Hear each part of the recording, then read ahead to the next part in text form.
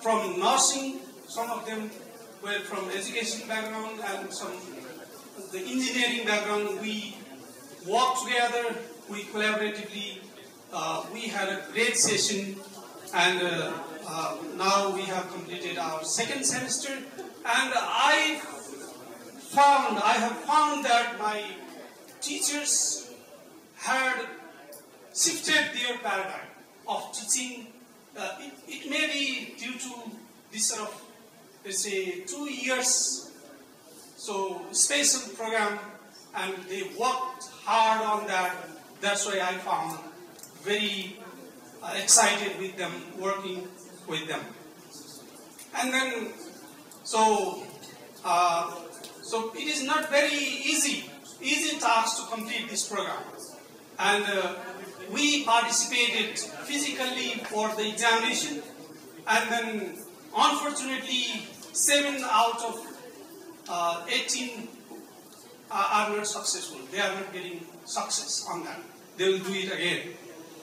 Then, and one of them is rated as non-graded also, and it is very, so I feel very sorry for that, because it is, we realize that it is just like the training program, and later they manage in this way that we are having the one regular program like that.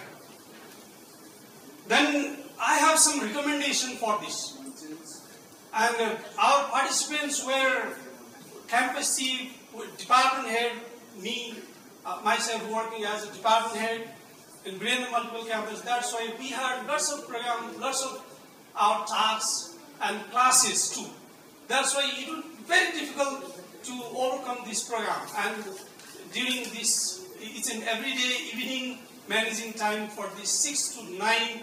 It was very hectic for us, and unfortunately we were not doing that great. So I would like to request our Dean sir is here.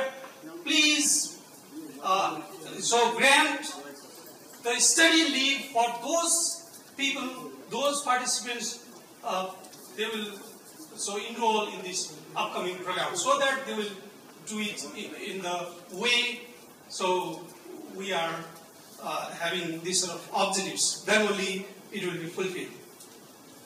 Not only this, so we learn a lot about the LMS.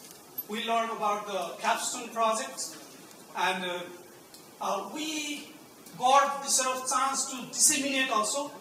And I was one of the participant co-facilitator. So our Indra sir already shared this, that we had a great session there in Chittagong, and we are hoping for that. And we are doing provincial this sort of conferences, and we are working as a co-facilitator for that.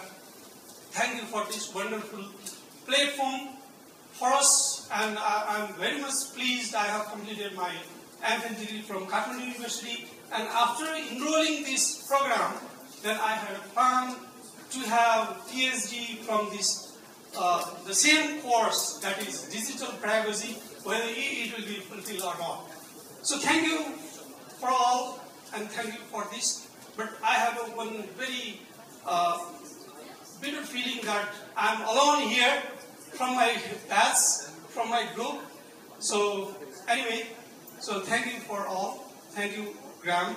And especially we were trained from Graham, and then Ella, and another Cesar, and they share lots of experience. So so this sort of enthusiastic the way, as well as the strategy which we are applying in our own practical field, and we have that sort of session, and I conducted this sort of training program with my faculties also. They are doing well, and let's hope this time ODEC is enrolling 40 students, and I hope there will be more than this. And please allocate time, grant this sort of study leave for Tribhuvan University teachers, so that they will do accordingly. Thank you, sir. Thank you all. Namaste. Thank you for those thoughts, Madam. And and congratulations on completing your Masters in Digital Pedagogy. Okay, so now the real fun starts for the afternoon. Now we will begin our panel discussion. Our first theme, you can see on the screen there, is how will the project's work impact higher education in Nepal? To discuss this, I would like to invite onto the podium Professor Leknath, Dr. Ganga, Dr. Peshal, and Dr. Jivan. Gentlemen, please, take your seats. Yes, please. The hot seats.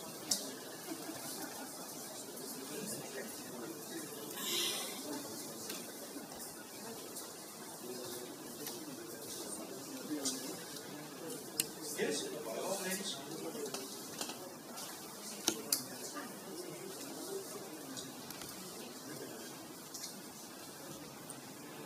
So, gentlemen, how will the project's work impact higher education in Nepal? It's a wide-ranging question, and please feel free to expand your thoughts in any direction you wish.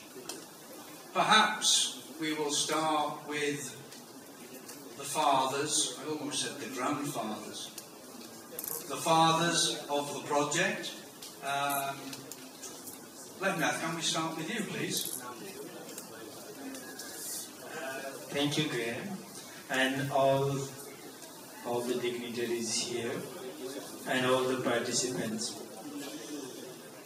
Actually, this project was designed particularly for the betterment of higher education, in one sense that we will produce graduates who are knowledgeable and who are competent in digital pedagogy and 21st century skills. And those graduates who took those courses and get certified and will serve as the resource persons for higher education as well as the school education digitalization process. So this was one purpose, and this is one impact that it can create to higher education in developing human resource and developing institutional capacity for digitalization in higher education. This is one. Next thing, if we see the status of higher education worldwide, what we see, mostly used online learning platform by the higher education institution. And also the hybrid form of learning, both face-to-face and remote online learning. Next, resources, human resources as well as digital resources and the library, that is the part of the digitalization. Also use of AI and data analytics and virtual and augmented reality. All these things they are introduced in higher education right now. And few days ago we had a discussion with youth, Nepali youth, regarding youth policy. All of them made a critique on not preparing them for these 21st century skills and digital literacy as well as competency. So, because of these two things, we need to prepare faculty for these sort of activities and also improving access and equity of higher education to the mass people, because this online mode can create opportunity to those who are unable to attain conventional form of in-person learning in higher education.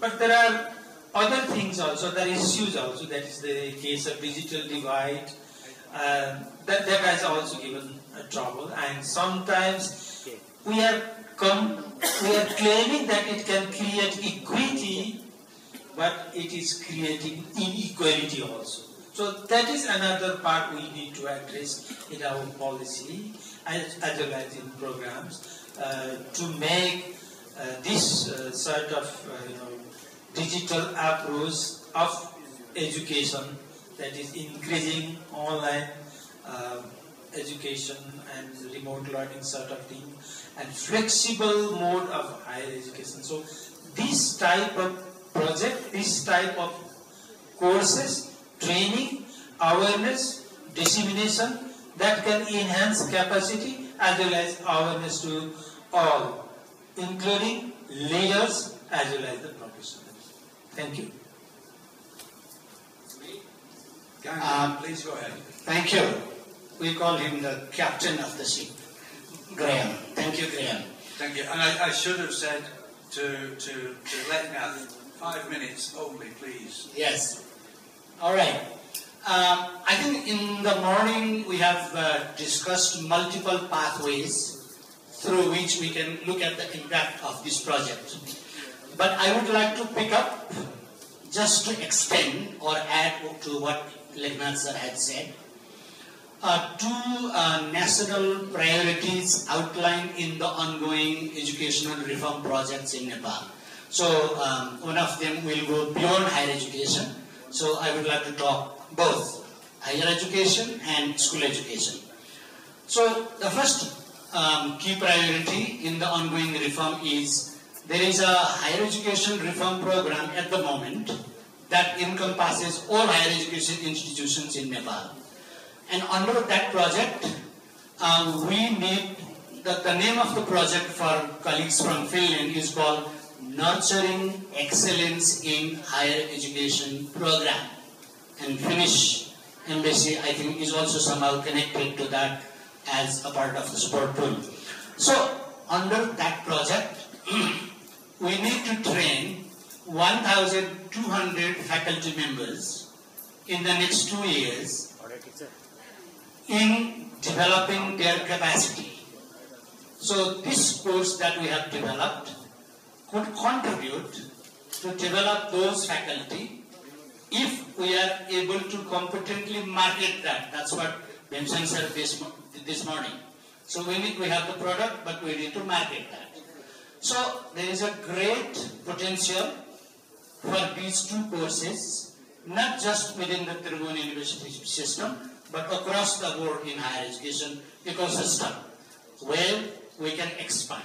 So there is a possibility, and if we can do that, I think the transformation will be huge. So that's how it can contribute to higher education space. In the school education space, there is another ongoing reform project called School Education Support Program, SESP. One of the key agenda of that SESP is strengthen or Sikai Chautari. That's a Nepali term. It's called a learning platform in English. So that Sikai Chautari has been hosted in the CEHRD. That's a government wing that looks after the entire school education system in Nepal. And the key objective of that Sikai Chautari is upload the materials online developed by the teacher to be used by the teacher. And that is the platform where all these digital activities will be going around in the near future. So the efforts that we have made in the last 4 years has an immense potential through which you can contribute to that national education and national higher education agenda. So that's all I want to say for this time. And then if you have further questions, I'll come back. Who do I give it to? Vishal, please. Thank you, Graham. I also have the similar kinds of experience, but I want to focus on some of the particular impact that digital pedagogy program made on this scenario of higher education in Nepal. The first important impact is the paradigm shift, because we have been organizing the programs that are somehow traditional. We were having programs that are mostly face-to-face and using the traditional delivery structures. So with the introduction of this program, we have set an example that another alternative world of higher education can exist. And we proved that, because initially there was a doubt. And even from the leadership there was a question whether this kind of education happen, will be validated and possible to learn not only the knowledge but also the skills. But we proved that this would happen, not in the other side of the globe, but in Nepal, where there is a question of connectivity and access. Still we are suffering, and some of our students have already shared their experience. We are having problems, but despite all these odds and challenges, we become able to establish this kind of alternative learning management system that we call Moodle. And we were able to deliver the lesson very effectively, very interactively, participating students in the real learning environments in the virtual mode, in the virtual platform. This is something that's begin the departure from the traditional kind of education system to some sort of the modern that we got. And because of this growing impact, we can claim that the quality in terms of learning as well as equity of learning is also strengthened. And the technology integration was something very difficult in our context, but gradually we are learning the things and equipping our system. Even in this remote campuses, we gradually now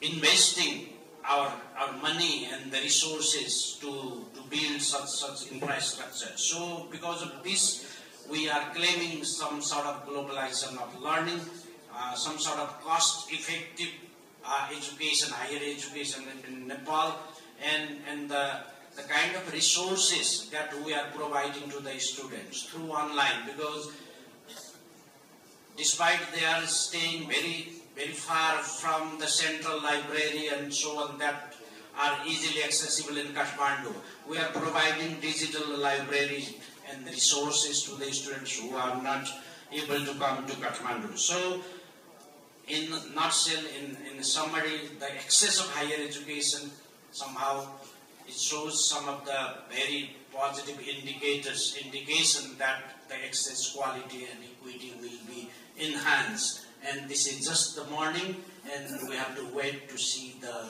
day. Thank you.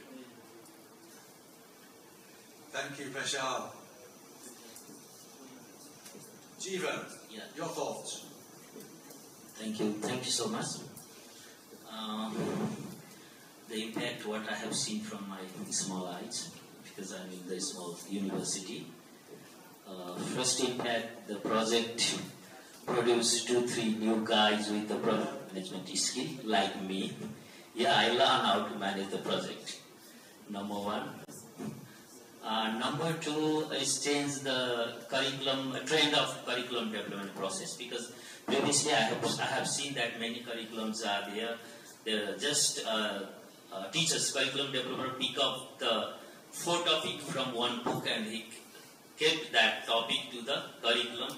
It's a curriculum. But what we know, what we came to learn that one curriculum, how to make the curriculum, what types of the activities create for the curriculum, and curriculum should be the activities focused curriculum. So these guys are expert, 15, 30, I think, 24 expert. I think if they make another curriculum, the trend was already changed that one. They know that the curriculum and activities, it should be aligned to the objectives. In our case also same, the trend of the curriculum development process in Nepal Open University, at least in Faculty of Social Sciences and Education, changes. That is the another impact. And the trend change in the TU means it's a national impact, because impact on teaching learning process, impact on curriculum development process of the Tribhuvan University means obviously it's an impact on the nation. Only I have seen this impact. And another new MOOC development, it's a new for us. Still we are struggling. And we'll be succeed. Now the confidence level is quite high now. That we didn't have a confidence whether we'll be able to complete it or not, but we can do it. That will be the new initiation, especially for Nepal Open University, because if we keep the Open University in a openness framework, last time I have seen the openness framework with the Nepal Open University, I could not say it is an open university. We have to say it is a distance university. But when these types of the material develop, then we are the open. We can say we are the open university. Thank you.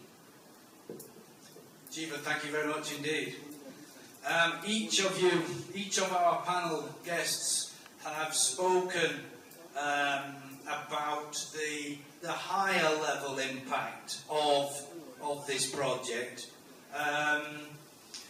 Could you please give us a very quick, let's say 2 minutes, and Jeevan, you have got the mic, so guess where it's going next. 2 minutes about grassroots impact. What is going to happen to students? How is students' learning changing?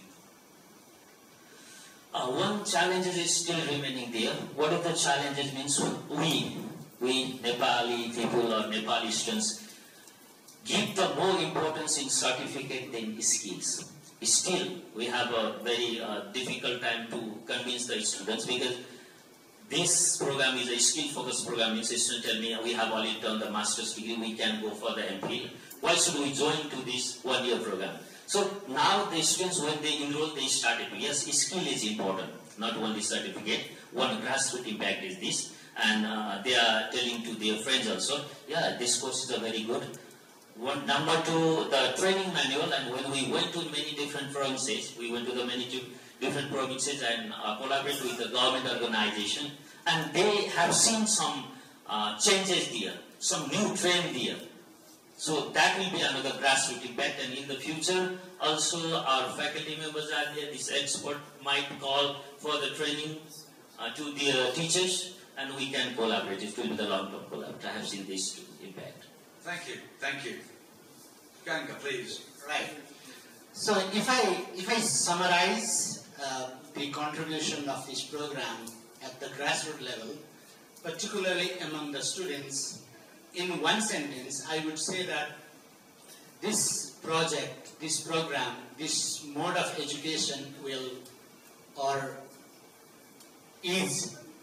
it strengthens, enhances, and empowers students' agency in learning. That's how I would put it. When I say agency, because we are from very top-down hierarchical background, very little role the students play in their learning. And I must give this credit to my Finnish colleagues that with their support in this particular program, we have included a lot of components in which the students have to be in charge of their learning. So they are the boss or bosses of their learning. So there are activities in which the students will have to take the charge, and our role is just as a facilitator. So empowering the agency of the learners from adult learning perspective, I think that's the key. That would be the most important contributions on the learner side. Thank you. Thank you. Leknath. Thank you, sir. It's a bit difficult questions also. If we talk about the grassroots level, we cannot say this project has given very direct impact on that grassroots level. But indirectly, it has given how? We develop teachers, we provide guidance and counseling sorts of courses using MOOCs, massive open and online courses. So it will go massively to the teachers and the educators. And similarly, we produce human resources that are very qualified for designing courses, integrating digital technologies as well as 21st centuries, and they are all over the country. And they will contribute at the local level to empower their teachers over there. And all these things goes directly at that time to the school children's level. So that will provide learning resources at their own fingertips. They can use simply a mobile and they can connect to their digital learning resources. Right now, if you go to the market and buy a book, it is a bit expensive. But paying hundreds rupees or 200, 500 rupees, students can get access to bigger and bigger sources. So that can be managed by those individuals who are graduating from here, from this program. So that will certainly create impact over there. Another thing what I see, it can improve this accessibility as well as inclusivity in education, meaning that those who are in remote part and cannot commit for the education daily to education institution, and then if we can provide, there are digital resources a lot in our ministry also, in our department also, in our CDC also. If we have a good human resource and they can customize all those things and then they can distribute at local level to the students level, utilizing the local human resources. Right now, human resources as well as budgeted also, because right now the implementation responsibility has given to the local government. So this has created the opportunity of democratizing in education.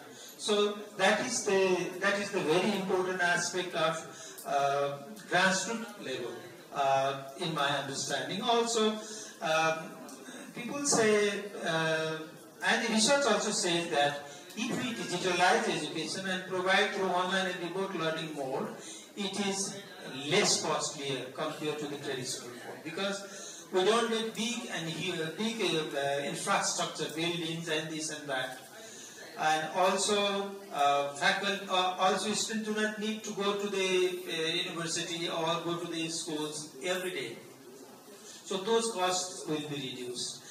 But initially, infrastructure costs will be higher. But if we compare cost as a whole in totality, so less costlier the education will be utilizing all these resources, and that is possible only through the human resources who can design courses, program, everything. So we contributed that way. The project has contributed that way, and then as we produce more graduates from here, the impact will go wider. Thank you very much for that extended 2 minutes. Okay, yeah. Sitting behind of this hall this morning, I was grading my students' work who just finished their second semester in digital pedagogy that we are talking about. And in looking at their work, because I am teaching assessment in education course, I have given them to prepare tests, validate them, and analyze with some statistics in a digital platform using software. And I am really amazed with the ways students accomplish their work, which otherwise we taught in a very traditional way and asked students to do in a manual. So the way students are learning in using these digital resources is very much meaningful. Secondly, I also participated in some of the sessions where we train teachers, school teachers, to use digital pedagogy, and we help them to use some of the very basic kinds of digital tools in the classroom, and to use the social media and other easily available resources in the classroom. Although we cannot reach out to the larger number of teachers, but we try to represent all the teachers from all the provinces, and they are so excited to learn all these kinds of digital things. These are the little things, but that impact their professional daily activities in a very great extent. So hopefully they are working in the schools right now using these small kinds of digital resources and making a lot of impact on the students' life. But this should be scaled up. This should be extended.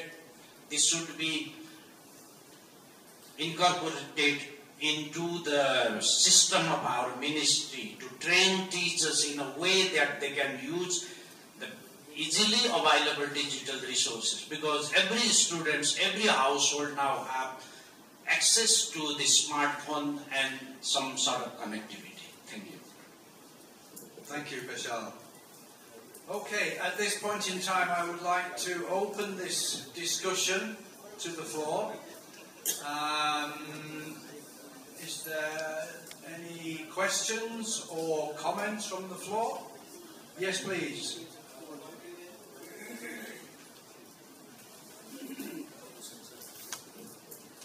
Thank you, sir.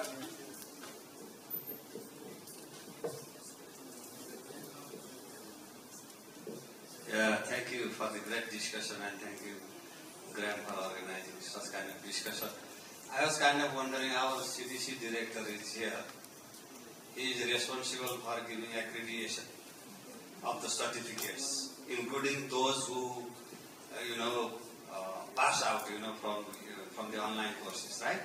So, recently I am also appointed as one of the coordinator for, facilitating the process of accreditation, equivalency and recognition.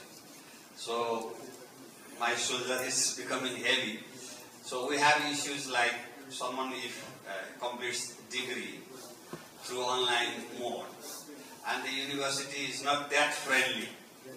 Our system is not very friendly. So have you ever thought about this issue and discussed with the responsible, these authorities in the university? And have you any complaints from the students who have recently completed their degree and trying for the, accreditation? Just good. Okay, who would like to take that question on?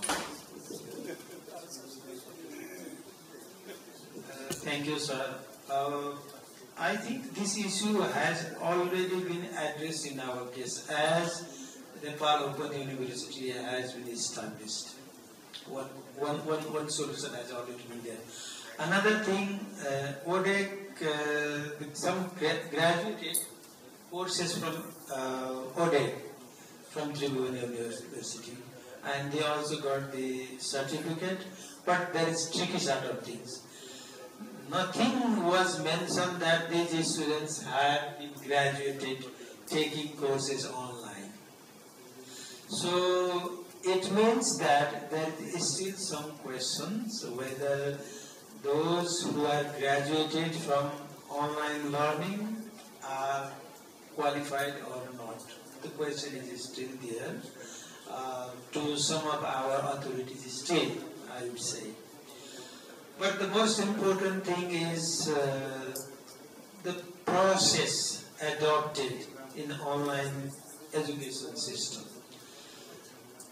If the process is scientifically true, then the graduates produced through that process are qualified, and then they should not be, ignored. And another important thing is right now we are talking about the National Qualification Framework.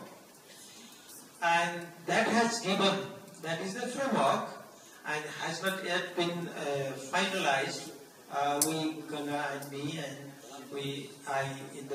for the first time also, I was the coordinator for that part. And it has given that, that possibility of all sorts of education, formal, non-formal, informal, recognition of prior learning, testing them, and giving certification. So, if that framework comes into action, I think this issue will be finished and it is on the process. Thank you. Just I want to add one sentence because this is a very great dilemma, and we struggle a lot in this transition phase, but that we hope that this phase is already over. Now we have to make a kind of mechanism that should formally validate the kind of hours that we taught, because everything is like recorded in the Moodle, and we have like done everything that we are supposed to do in the face-to-face mode. So there is nothing to worry about the learning.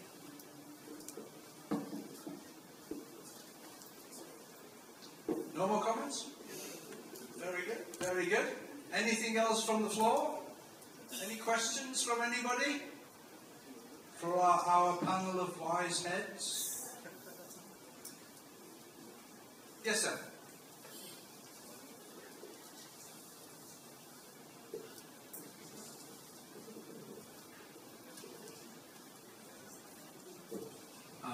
Thank you.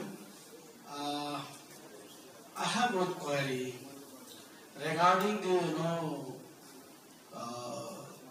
the certificate of the participants. Especially, this program is designed for the faculty member, and after having the certificate of this digital pedagogy, so we do not have the provision for the special marks to the to them while or their promotion, for their promotion. So we have here the members of Teacher Service Commission, right? So if we do not give certain credit or certain marks to their promotion, so we cannot attract our faculty members to this program. So this is the challenge. So how you are thinking to address this issue? This is my query. Thank you. Thank you. Ganga, you're nodding. Thank you, Vishnu sir. I think this is a very important question in our context, because everything professional development related opportunities should be connected to their career path, career goal, career growth, promotion. It is obvious. We did have a conversation on this with our leadership in Tribhuvan University, the previous leadership, and also Tribhuvan University, in the history of its 70 years of experience, first time conducted faculty development training for the newly recruited lecturers. 308 graduated from that program. And at that time, this course, 21st century pedagogy, was in a progress phase, developing phase. So we were able to use part of the component from these courses into that faculty development framework. That was very popular, as Susan sir, madam said this morning. That program was so popular among the TU faculty members, and in that program, the leadership, registrar, rector, vice chancellor, deans, they all were engaged into that platform. That was online. And after the successful completion of that training, we had a meeting in Tribhuvan University, and the then leadership agreed that in the future, when you recruit a new lecturer in Tribhuvan University, we need to have 1 year of probation period in which they have to complete at least 2 courses from the output 1. That was the kind of discussion that we had, and that's been well documented in the ODEC documents. Now it is up to the new leadership to take that forward and get that done from the Executive Council and negotiate with the Teacher Service Commission in TU to formalize that. So a step has already been taken, and it's now at the hand of the existing leadership to take that step forward and connect it to their career path. That's all I can say for now. That's what it has been done. Thank you, Ganga. Anything to add? I think we should not add any more things here. Ganga sir has made things clear. Usually what people think as a value-add courses for their profession, if they do not get career path and some recognition for their promotion and this and that, people dislike usually to participate in such courses. So, as Ganga sir has already mentioned that we are communicating this thing to the authorities. We are hopeful that it will be accepted and formalized for that part. Another thing for the recognition and of such online model things, I forget one thing. There are certain professional councils here in Nepal. I think it is all over. In other countries also there are professional councils. And those councils have set up certain standards for the profession. And if we are running courses related to those councils and if we do not consider their requirements very early, that will create another problems for the recognition of the degree. So all these things should be considered while conducting such programs. So this is just my remarks.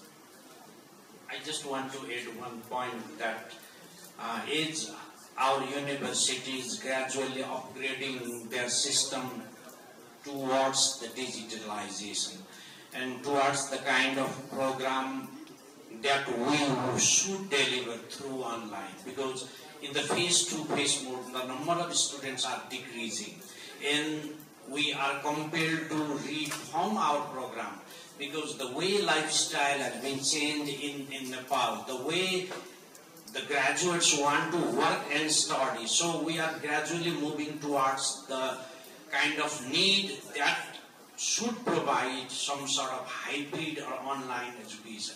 As we progress towards this requirement, there is a great need of pedagogy. There is a great need of educators who could train, who could educate in this kind of platform. So hopefully in the days to come, Tiruvannamalai University will need more academics who can work both online and face-to-face. So in order to prepare workforce for that requirement, this program is very relevant, and as Vishnu sir suggested, the Tiruvannamalai University's authorities should take this program very carefully because we are now in a piloting phase and trying to showcase that this is feasible. So hopefully this program will be integrated into this kind of professional upgrading and promotion system. Thank you very much. Shobhaka.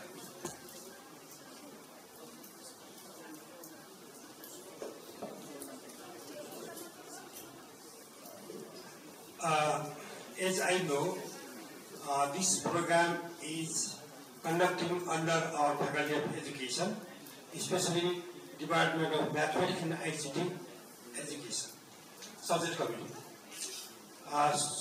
We have no provision of double master degree in education. I doubt after completing the courses, they will get a transcript of MA equivalent to MA. This is my question.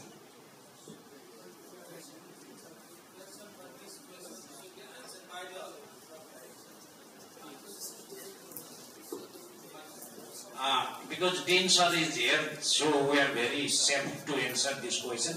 But we have discussed it many times so that we didn't say MAd in digital pedagogy. This is a separate degree, so I think they are not the equivalent.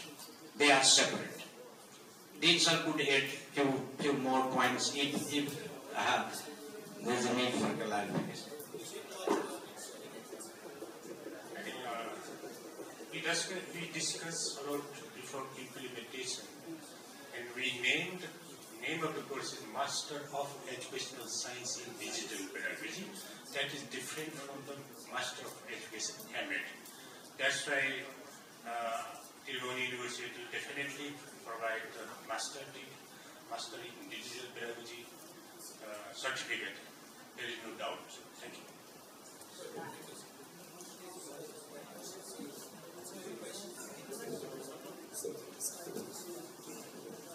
Okay, Chitra, thank you for that clarification.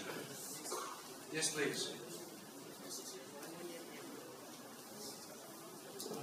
Thank you all. This is very fruitful discussion. I, as a Dean of the Institute of Forestry, I think we should not take the every discipline in the same blanket. There are different types of discipline, and different discipline may demand different types of learning mode. This digital pedagogy type of things, we recently developed our undergraduate and master's courses. We also mentioned some blended type of teaching learning process there in the course. But for example, somewhere in the technical part, the students, they need to make hand dirty. For example, in forestry, they have to engage in planting trees. They have to engage in doing some sophisticated practicals by themselves, operating some instruments. In that part, maybe this type of, all type of learning in digital, from the digital mode may not work. It may demand the face-to-face and engaging the students together with the tutor. But in some part, most probably with the social science courses, and this is an excellent mode, and I think we need to incorporate depending upon the types of discipline that we are educating. Thank you. That is my thought, Mani. Thank you very much. Thank you very much indeed for that thought. Yeah.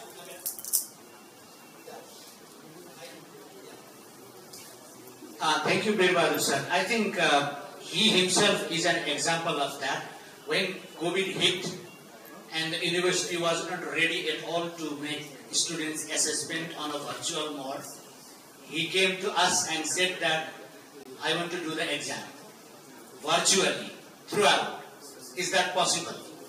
We said yes, that's possible. So we conducted the written final examination of all his students virtually, proctored and successfully. So thank you for pointing that out, sir. As you mentioned, those practical components can also be integrated into the online pedagogy through a number of ways. There is a whole different pedagogical approach.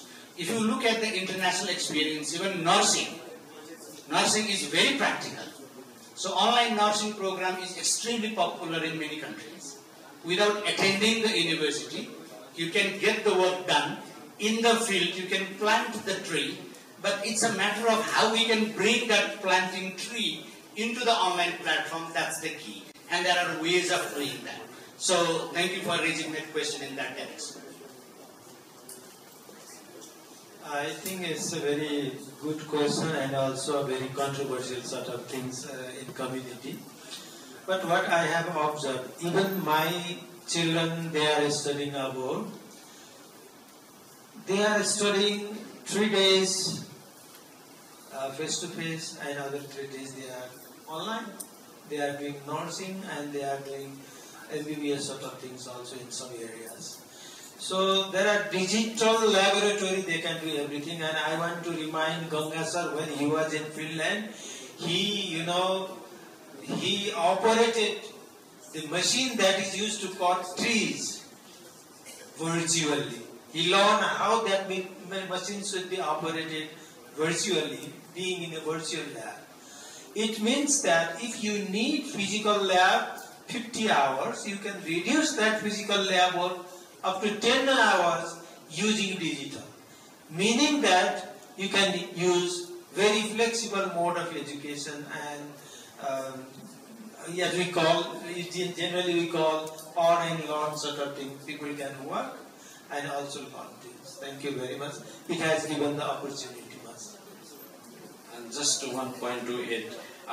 Listening to Bir Bahadur sir, we need the kind of very flexible kind of courses, and we have to expand these kinds of programs across the discipline and across the program.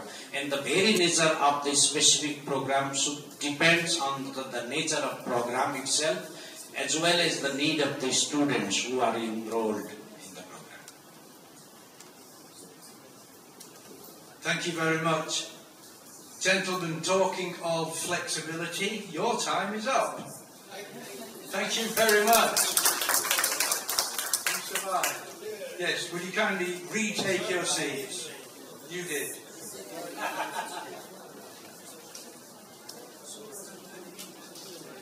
So now we move to the second of our three themes this afternoon.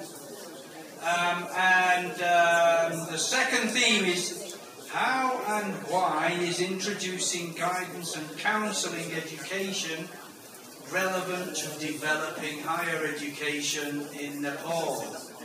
And to discuss this matter, I would like to invite Professor Susan, Dr. Jivan, Dr. Seya, and Mr. Sinmo to the podium, please.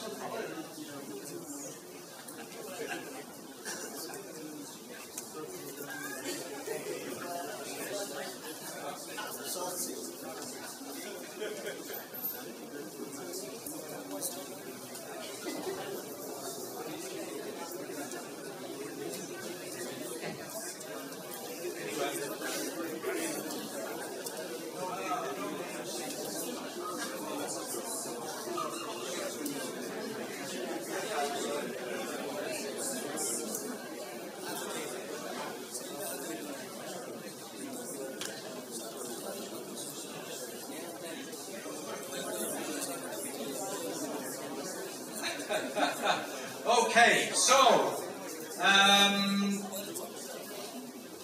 to give us their thoughts, I hand the floor to our panel of experts, and we will begin with Simo. Simo, little over 5 minutes, please. Okay, thank you, Graham. So, in this panel, we are discussing about guidance and counseling, which I find personally as a very important topic concerning, may I say, human development, human growth, and learning and education. So, we humans, we have had a tendency through history to pursue different things. We pursue some things in other cultures than other cultures or different times. But in guidance and counseling, we assume that everyone, every person, every human wants to pursue their best. And that's something that varies or is different in different cultures. So I believe that one way of pursuing one's best is to try the best education possible in given circumstances. And we know that good, high-quality education is one of the best things to have when we are sort of measuring the quality of life altogether. So it's, in that sense, it's very important. And good or high-quality education means high-quality learning, high-quality teaching, but it also means high-quality possibilities of learn something about yourself. Who am I as a person? What is important to me? What motivates me? And what is my best that I would like to pursue in my life? And if I can sort of reflect these things or these issues with other persons, like teachers maybe, or maybe guides or counselors or mentors, it gives me an opportunity to see who I am, who or how other people see me as a person, and it gives me an opportunity to learn something about me. And if I learn something about me, I know how or what is the best way for me to get, for example, a good education that suits my purposes, so to say. So, shortly, guidance and counseling is a sort of very near partner of education, I believe. We need information, we need knowledge, we need skills, but we need also these kind of soft skills that makes us sort of a good persons, good humans, and they give us sort of tools to learn something about ourselves. So when we get all these things together, then we can have a platform where we can grow the persons that we want to grow. So that's why I think that every teacher should have a certain amount of skills concerning guidance and counseling.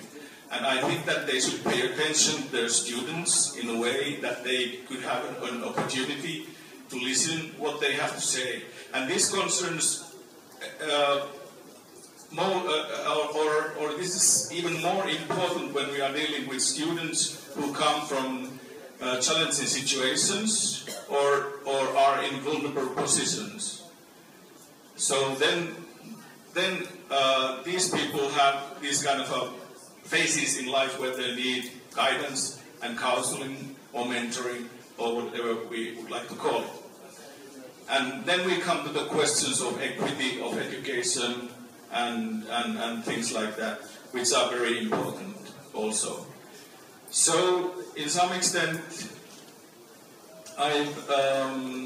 during this process of this project, 21st Century Skills in Nepal, I believe that one of the key elements of this has been the guidance and counseling, because it gives an opportunity to see a sort of other side of the education, if you know what I mean. So, and I have seen some tremendous progress in thinking with our colleagues here in Nepal, and I'm so glad over it. So I hope that you will continue in the path you have chosen and keep guidance and counseling as an important matter and a part of your education, because I believe that if you want to have an impact, for example, in your dropout rates, guidance and counseling can be one answer among some other answers to deal with that situation. Okay, that's it. That's it. Thank you, I should say. Thank you very much. Okay, Celia, please. Thank you, Graham. Thank you, Sigo. Your question is very good. It's how and why. Okay. I think we can't answer the question how. It's for our Nepalese colleagues to answer. But as Simo already suggested, some ways why, or some reasons why guidance and counseling is so important. And I can continue from that. And of course, I look at this issue from a very Finnish point of view. Simo concentrated on the individual's needs for guidance and counseling. And as an ex-guidance and counseling practitioner, that is the most important part of guidance and counseling, naturally. But we can also look at it from the universities or organizations' viewpoint, or even the society's viewpoint. But as Simo said, with the help of successful guidance and counseling services, we can increase the overall well-being of our students, support them in their different processes they are having, like in their personal growth, in their study and learning processes, and in their career-related issues. And of course, it's not the task of career guidance practitioners to solve the problems or the challenge is, but it's for them to be there for the students, so that they have the feeling that they are being heard and seen, and their problems are taken seriously. But from the university's point of view, we already heard that dropout rates are quite high, at least in some fields or programs. So I don't think that guidance and counseling can solve all the problems, but it can address, for example, the problem of dropping out. So increasing guidance and counseling services, practitioners and teachers who have some skills in guidance and counseling, we can really have an impact on dropping out rates.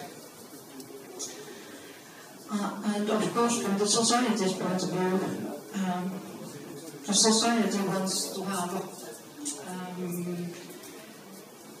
workers, employers who have got their agency, who know how to cope in different situations and transitions they are sure to meet or face in their career.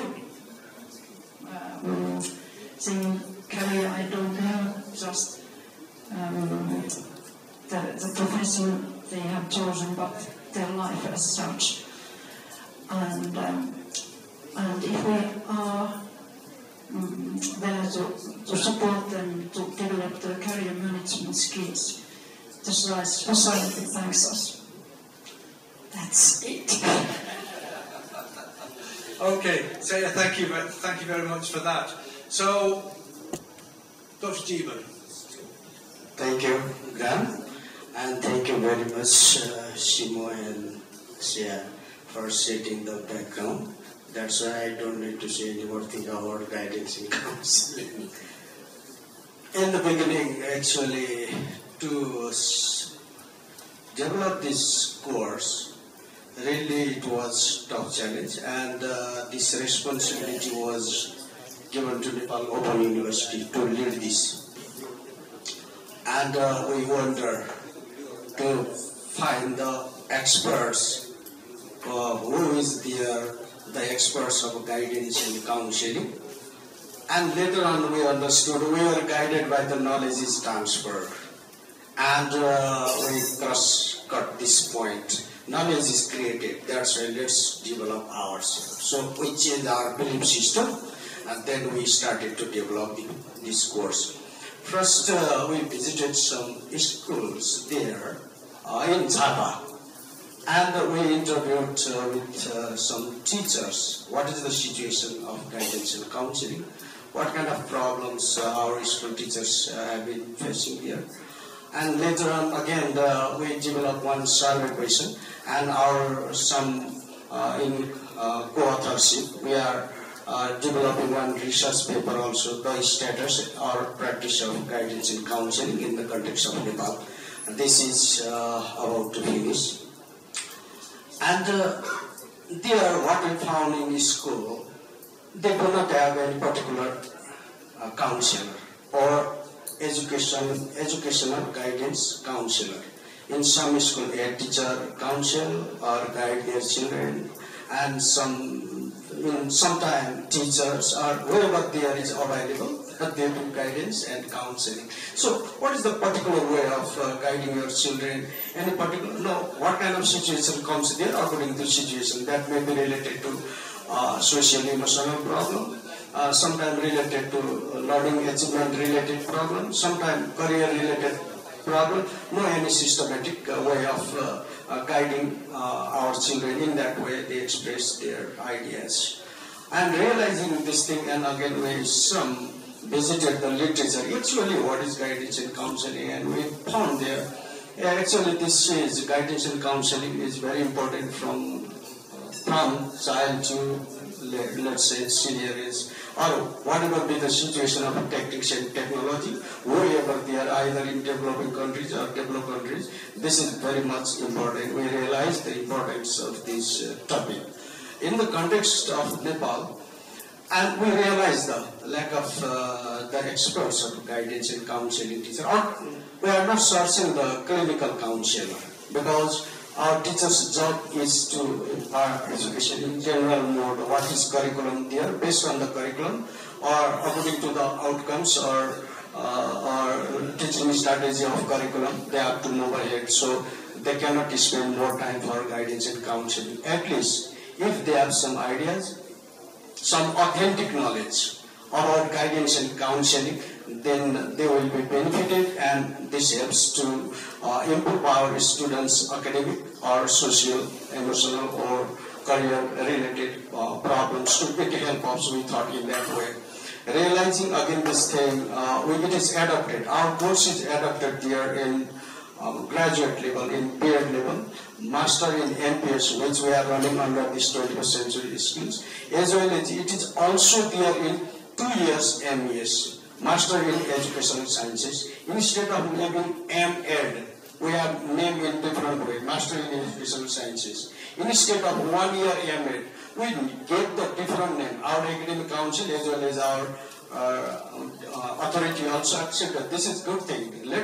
Pedagogical Sciences means 1 year professional course, more academic, that is 2 year course. In each type of program, we have managed this course at least for 3 credits. And there, when we develop the course, there are 3 types of problem. We have observe and categorize. That is academic related problem, means related to learning achievement.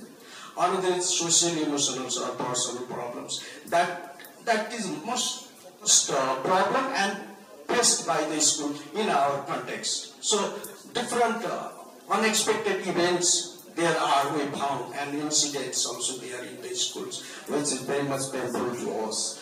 And career counseling. About careers counseling, we wonder how to advise or counsel our students for their forward career. And when some institutions, how do they counsel their children? They are very surprised. Their business counseling was very interesting. Whatever he or she likes, they don't care.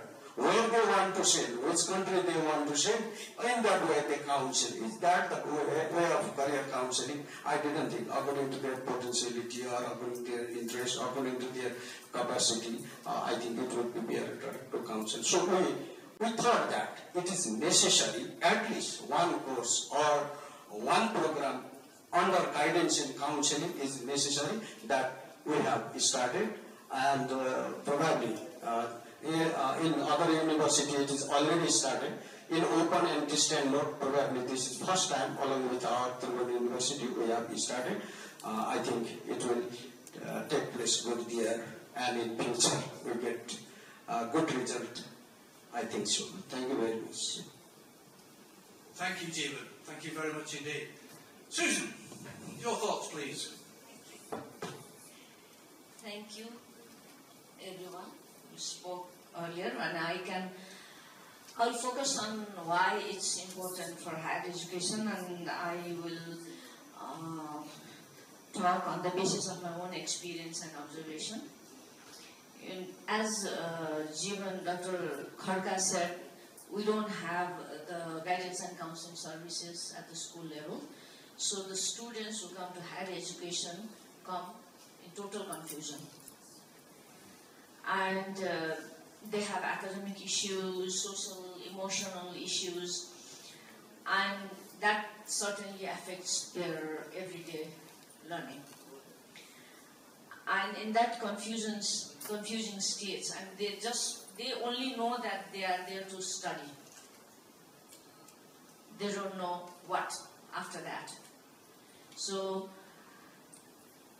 I'm let alone the career counseling. So whatever comes, then it's like one day at a time.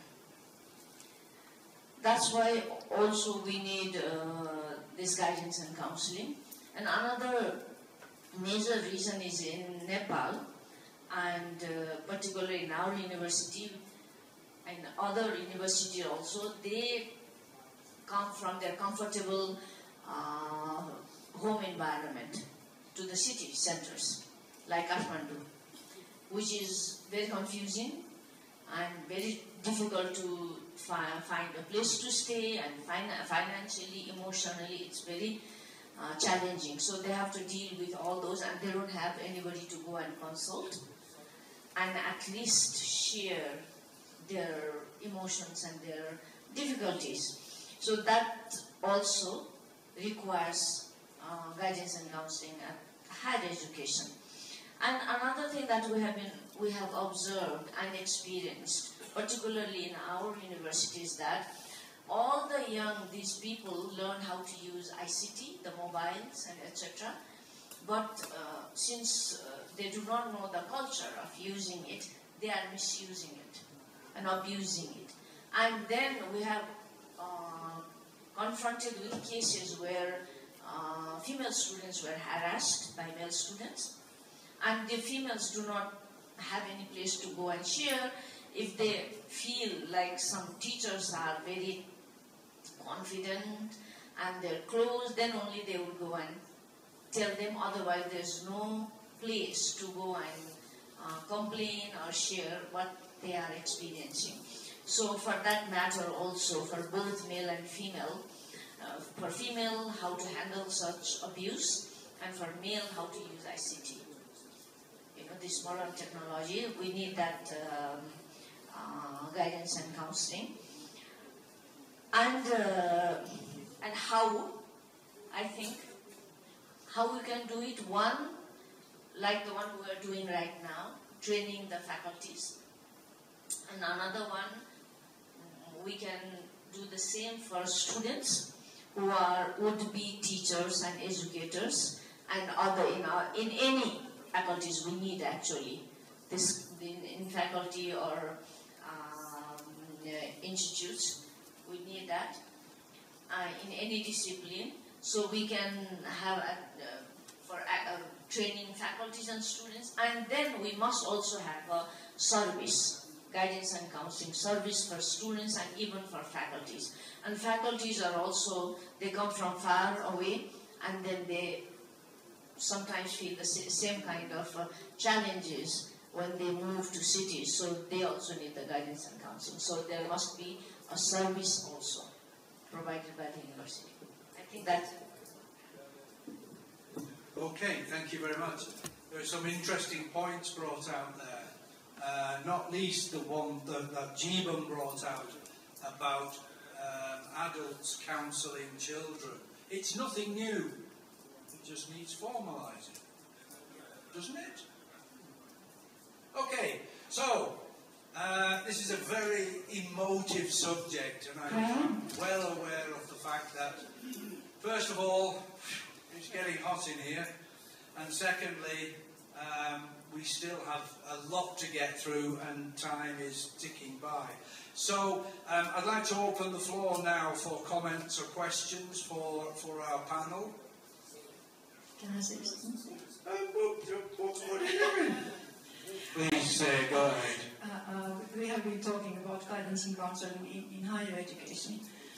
We think, of course, that guidance and counseling is very essential in all school levels. And if you had good guidance and counseling in your primary, secondary education, so that your potential students would get proper information before they apply to universities, they could make well-informed decisions. They be more motivated and they know what the studying is all about. So not only in higher education, but in all school levels. And that's why it's also very important that we have now the training manual for teachers in schools everywhere anyway. Okay, thank you, Saya. So, any comments or questions from the floor? Yes, sir.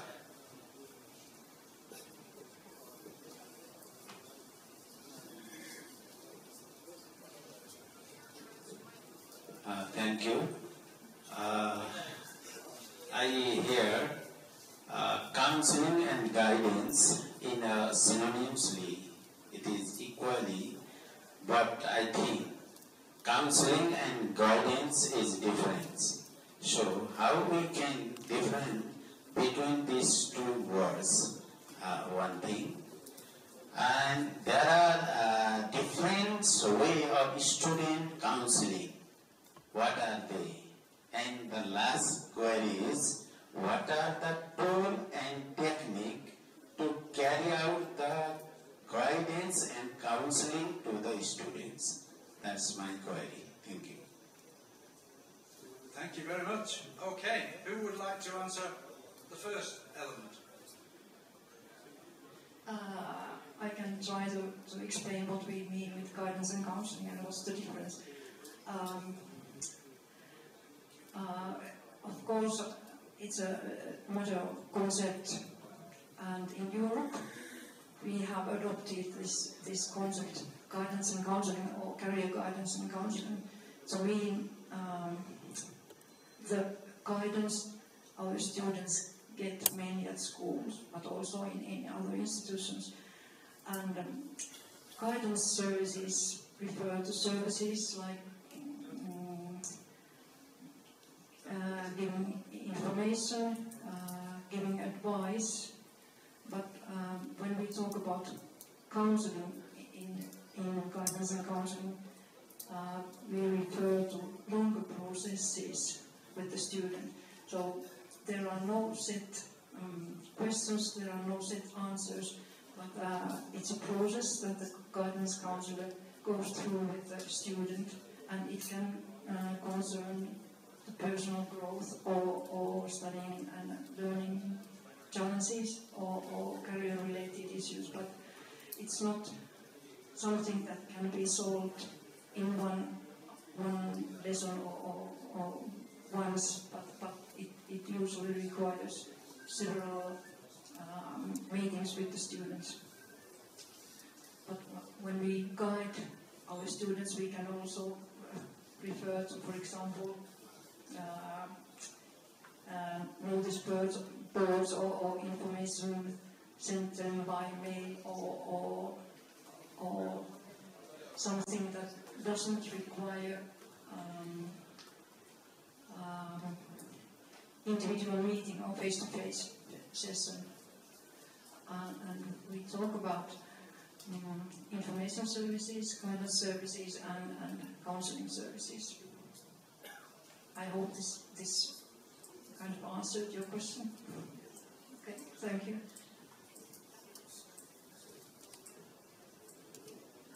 Just about our research questions, just I am adding the points. In our course, Guidance and Counseling, we are defined operationally in this way. Guidance actually, what she said there in general way we use this, and counseling in particular, or with this specific problem, we do this. It is there in literature. But here, to make us comfortable to use this term, guidance counselor. But work is guidance. So in our training manual, it is there. And there we have focused 3 approach of finding students' issues. That is inquiry approach, problem solving approach, and another just now I forgot, 3 approaches only we have focused. And related to academic, social, and emotional, another career-related issues, we have collected so many stories and events here. And so how can we deal with this kind of issues, and what kind of strategy? Basically, schools, community, and parents. These three stakeholders or 3 partners or parties will be there to solve one student's or group of students a problem. In that way it is designed. Thank you very much.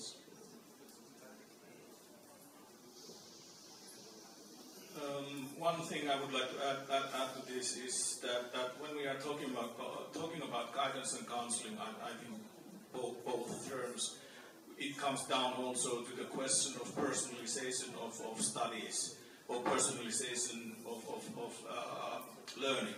So one very common tool, so to say, for people who are dealing or who are working as teachers who try to guide their students, for example, or counselors.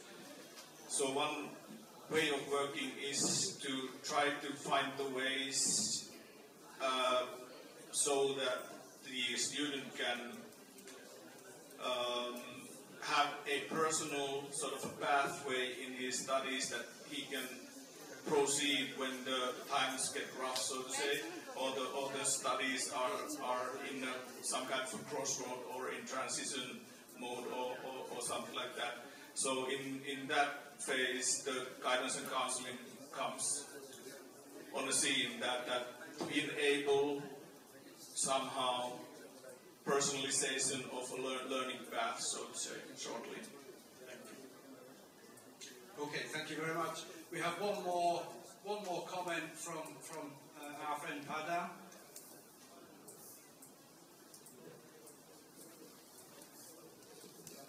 Thank you, sir.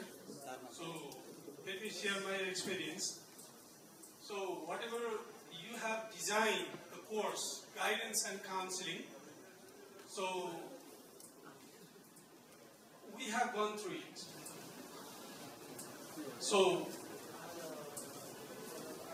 my experience is what we are doing exactly as a faculty head, as a campus chief, assistant campus chief, or simply as a faculty of any, let's say, program, what we are doing exactly, it is there in the course. So what we have to do here is, so we have to formalize it, make it formal, and just keep there in the very course. And there was one assignment. Today I couldn't see the facilitator of this guidance and counseling. So anyway, so there was one assignment for us, and it was nothing new. We used to do like that. So means the students having some problem, and we had to sit together and we had to make one video and share it to. So we have to submit. We did it. So we are doing this sort of tasks each and every day. So in each and every faculty, we need this sort of course, the very formal course, so that we are the counselor, we are doing it, and we need some training. And Dean Sir is here, and I would like to request him to have this sort of program or the course so that we can do a lot. Thank you.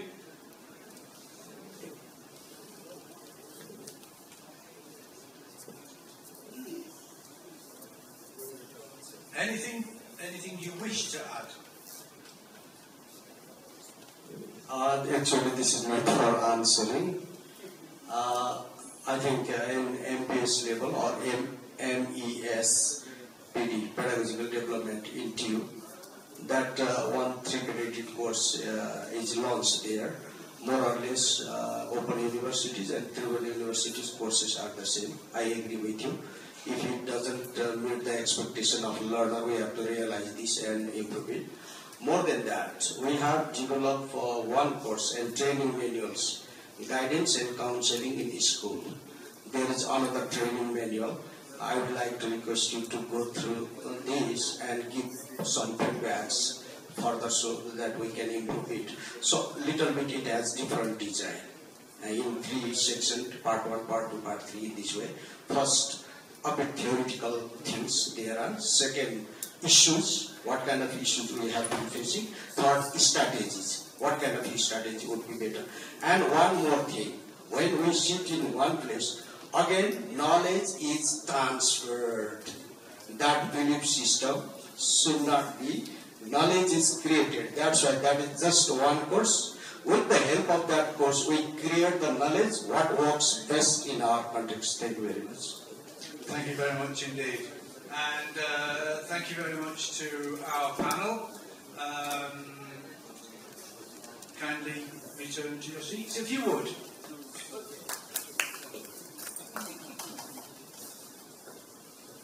Okay, just before we begin our next discussion, I can see that various people around the room are flagging, dozing. So I would like you all to stand up, please. Stand up in place.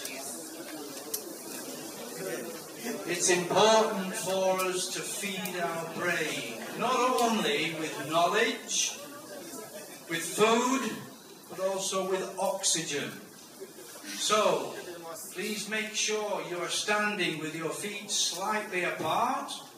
This is like good old army PT now.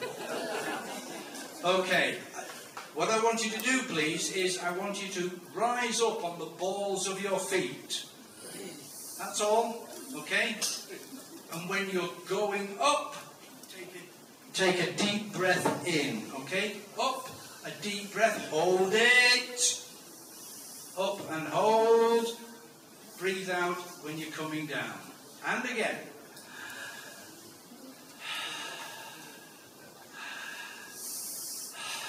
Get all that good hot air into your brains.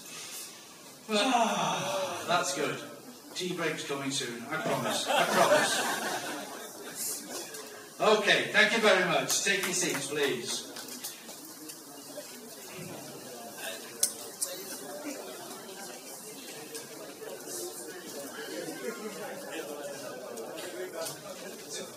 Our final topic this afternoon, ladies and gentlemen, is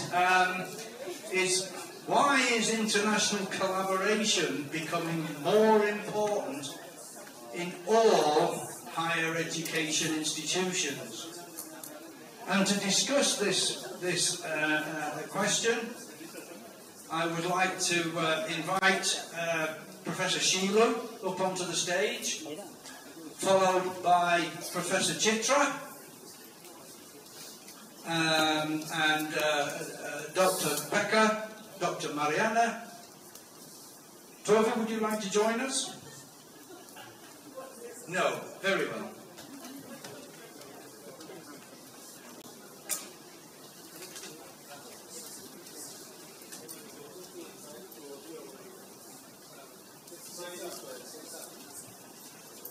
Sorry, Tove.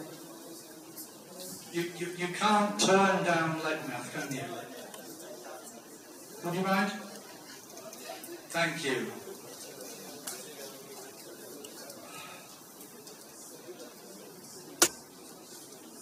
So, why is internationalization of higher education institutions becoming so important? Actually, Tove, perhaps we could start with you, if you wouldn't mind. Thank you so much. Okay, there are actually quite many reasons for that, but and we have mentioned today so many reasons already. Maybe if I pick up something what is not said or emphasized so much, and it is of course because this project has been practical one and it has developed it like the pedagogy and education model. But one reason is actually also research collaboration, because research is something which is really like the basic element of higher education, and without international research collaboration, the higher education cannot develop that much than it could and it should do when higher education are working and developing the whole nation and whole country. So I think that it is one reason. Another one is that the reason for research is also not only basic research, but reason is to develop new kind of innovations. So also when we do the international cooperation in higher education, it is international cooperation offer better platform for new innovations, and also it is the sharing of expertise and competencies on that. Of course, international learning opportunities. Our young generation, they are interested in to study abroad, and it is it is like a very, very natural one. And also it offers the equal opportunities. Not only that, for example, European students can go abroad or Finnish students can go abroad, but this kind of collaboration offers equal opportunities for all students, and then we are talking about human rights as well. And of course, how we ensure the quality of our higher education in general level. So it is also important that we have international cooperation, that our quality will increase. And one point is also that when we do the international cooperation, now I'm thinking of Nepali students who has studied abroad, what kind of benefit Nepal can get from those students who have studied abroad and they come back. So it is important to offer like opportunities for those students as well. Thank you, Dorby. Perhaps we'll ask Professor Sheila to give us her thoughts.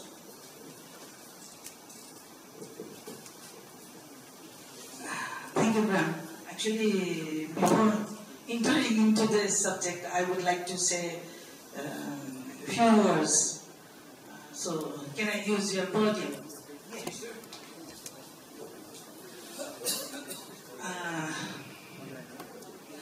First of all, distinguished personalities from Hammock University and Hammock University, distinguished professors, directors, ladies and gentlemen. I would like to take this opportunity to express my thanks and gratitude to Finnish government, Hammock and Hammock University for providing fund to happen this developing pedagogy for 21st century skills in Nepal. And it's a great pleasure to oversee the successful completion of the project, and it is heartening to listen to the project outcomes being discussed and deliberated today. And I believe we have immensely benefited through the development of Output 1, Output 2, and Output 3 of the project. And for this, I must appreciate the entire team of Hammock and Hammock universities who has contributed a lot to reach this project at this point. And I must appreciate Graham,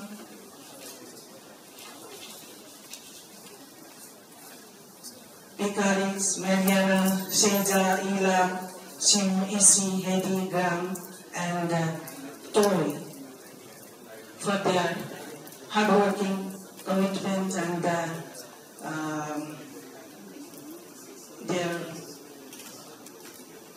positive attitude to accomplish this project. And I believe it should not be the end of our efforts, and it should be the beginning, not an end itself. And at least two things must be needed to carry out. First, output must be implemented, and we should oversee the real output, whether we can see the transformation in our target group. And secondly, 21st century skills need to be taken to all faculties so that teaching and learning practices can be improved in higher education.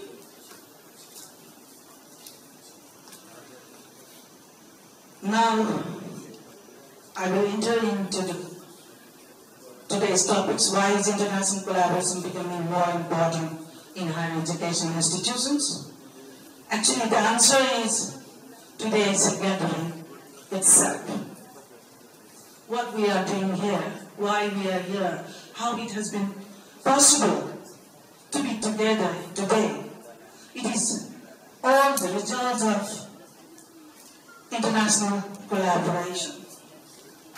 So, education does not limit itself to imaginary boundaries and walls. More so, higher education, since it is and should be all-pervasive, meaning that there should have been and should be collaborations at all levels, including at global levels, particularly in view of growing internationalization in all arenas. And knowledge generated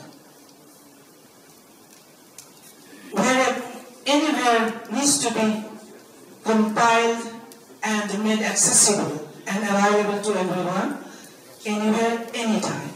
And knowledge cannot and should not be confined to a local or country or time. Of course, history has revealed that such dimensions have been slow, sometimes knowledge is never documented, as we have many illustrations from Nepal itself. And secondly, they are confined unlike as education should be. And precisely, therefore, institutions of higher educations are termed as universities. And institutions provide higher education are termed as universities, and institutions provide higher education to universal learners in universal subjects, themes, and areas. And so, instead of international collaboration and partnership, I would like to call it universalization of education. Of course, I'm not trying to discount all the focus and the priorities based on times, places, and communities, but knowledge is knowledge, and even the adjustments should have a foundation of proper knowledge. For example, the solar systems, which the astrologers, mathematicians in this part of the world knew some 3,000 to 4,000 years ago, must be discovered by Pythagoras 2,000 years, and Copernicus and Galileo more than 1,000 years later. It means we have duplicated efforts in unmeasurable magnitude. And the scenario, however, has changed. ICT revolution has made knowledge accessible at the fingertips.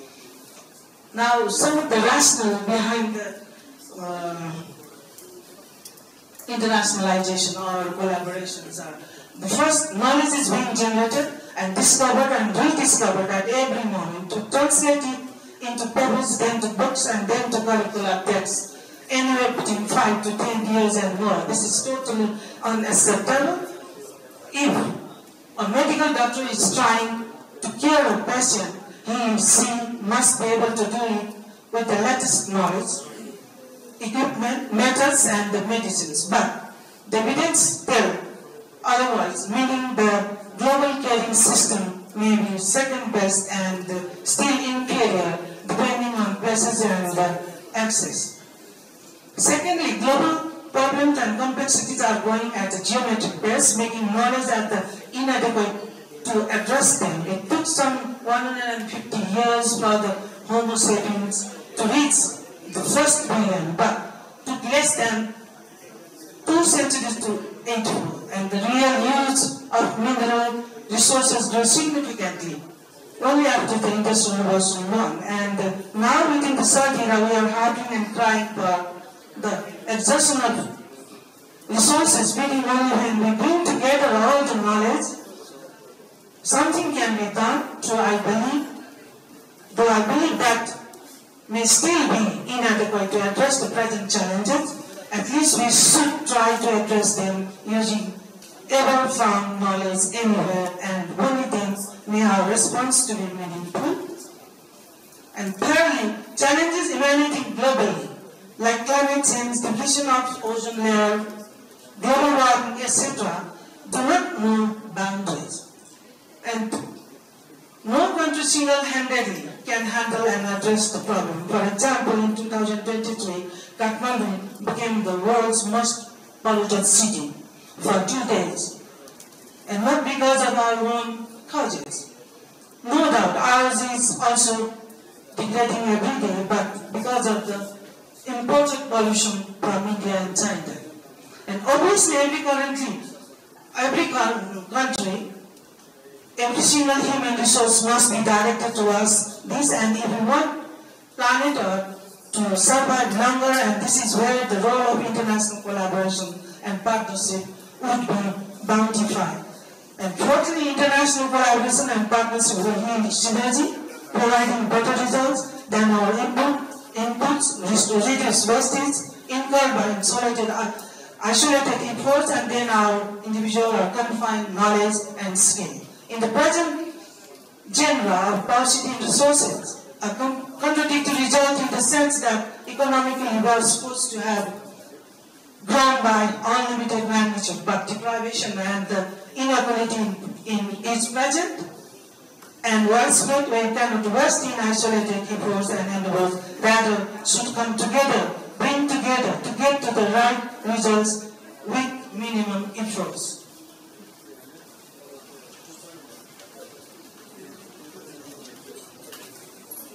So, despite the broad capacity and resources, they increase very significantly. The pedagogy differs and the academic environment differs, meaning discrepancy in the quality in a big way prevails. This is not a satisfactory system at all, and we must join hands to overcome it too. Through meaningful and result-oriented collaborations, of course, it also may have generated apprehensions that a few global academia may ultimately dominate the higher education in the world, but for now, let us take advantage of the development so far, learn from institutions who have done it and experience it, and let us all benefit from. Hence, my global call is to let us not dissipate our resources in isolation, and let us bring synergy through meaningful collaborations. Survival in isolation is long over, and it is the age of interdependence, as is strongly advocated by Lord Buddha more than 2,500 years ago. In order to better the lives, including that of planet Earth, let us therefore join hands by breaking the circles of barriers and impediments, meaning international collaborations are indispensable, particularly in higher education, if we want to develop truly capable, sensitive, and mindful human capable. So, and this will definitely, this project has intended in the small but important initiatives and developing pedagogy for 21st century scheme. Thank you very much.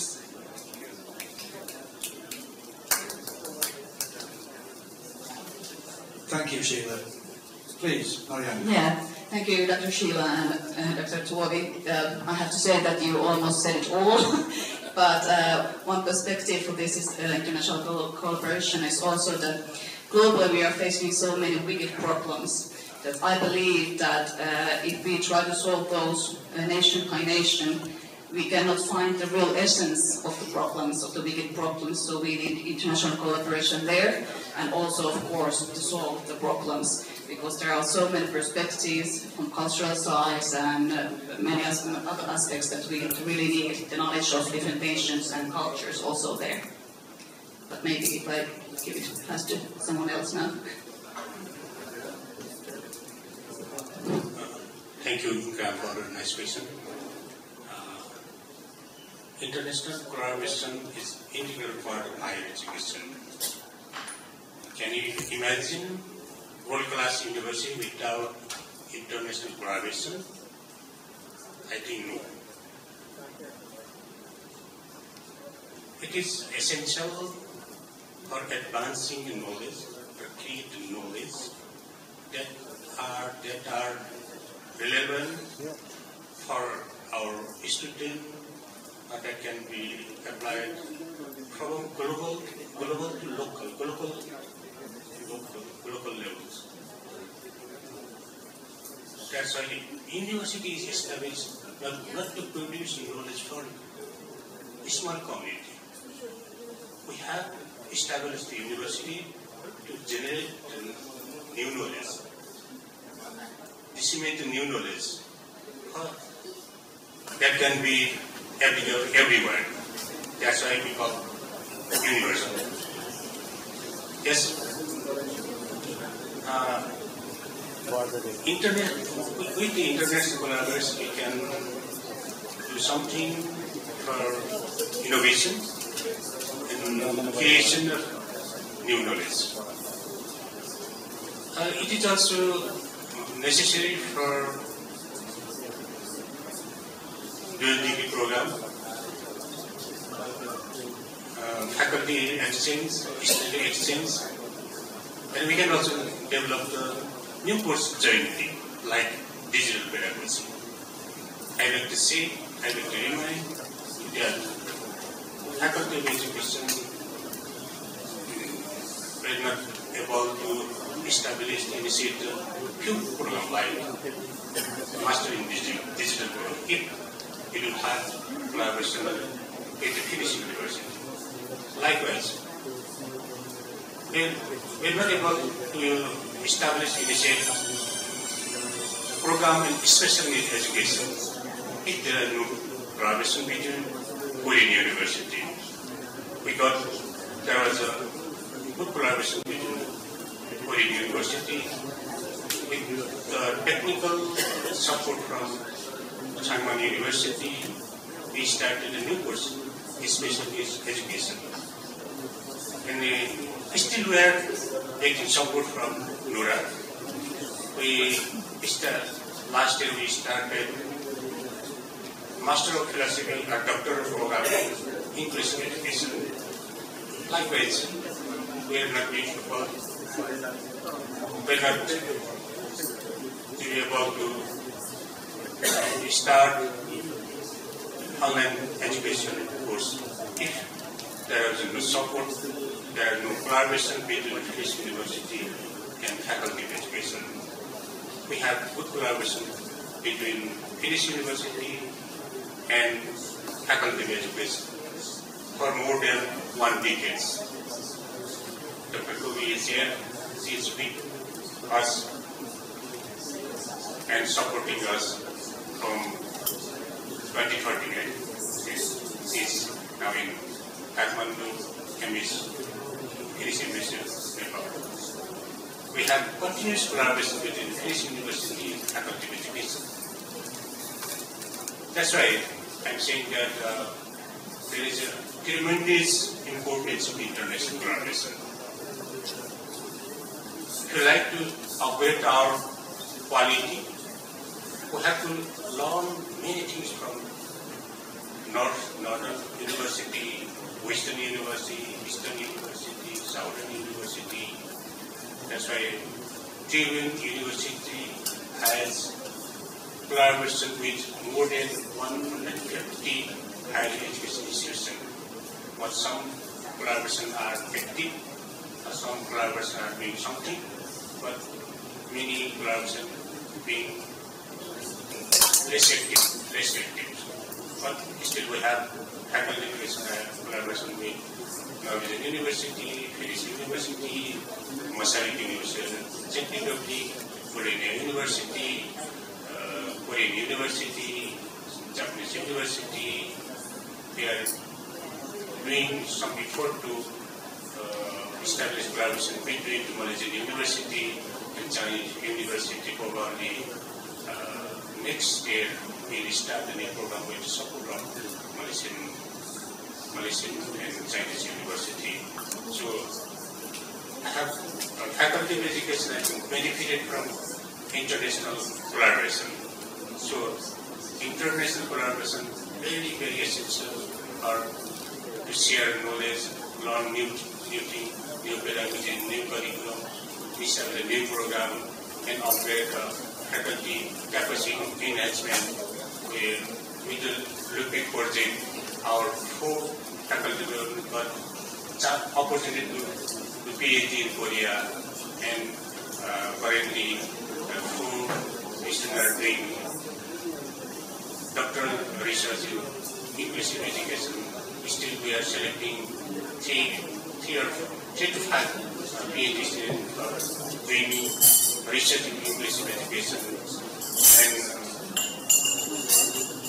two faculty members got doctoral training in Danish University also. That's why we faculty president have been very much benefited from international collaboration. We are looking forward to continue the such collaboration. Thank you, Jason. Pekka. Thank you, Graham. I will start with a short story, and in a minute you will understand why. Because this is not the first time that I'm asked that why international cooperation is so important. 9 years ago, I applied for this job of the director of the School of the Teacher Training Center.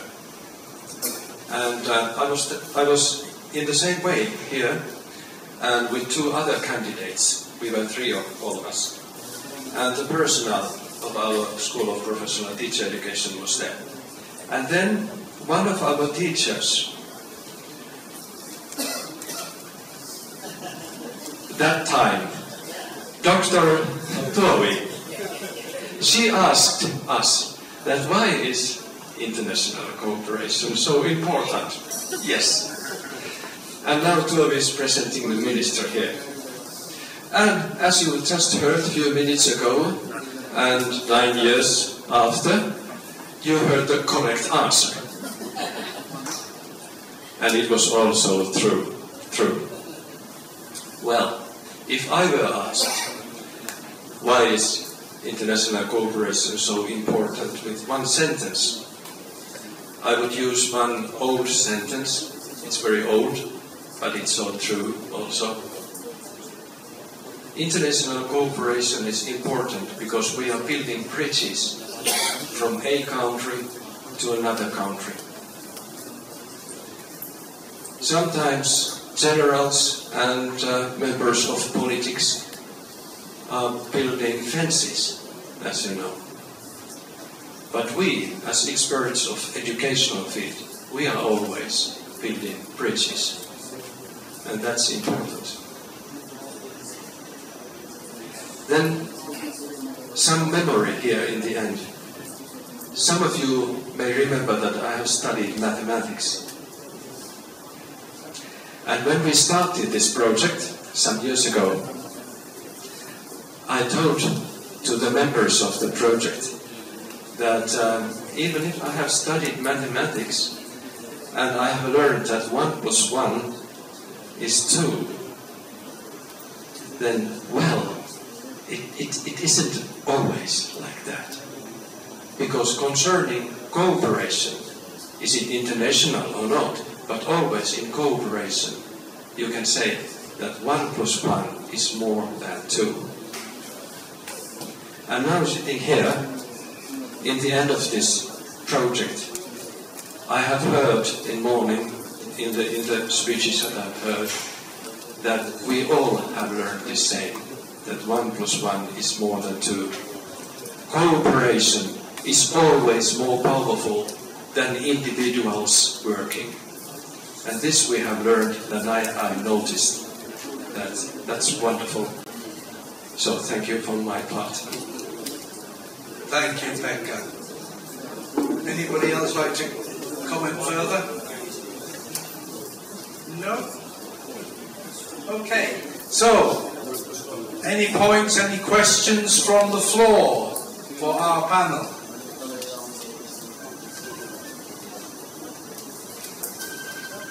No, I think everybody's desperate for tea break. Yes, please.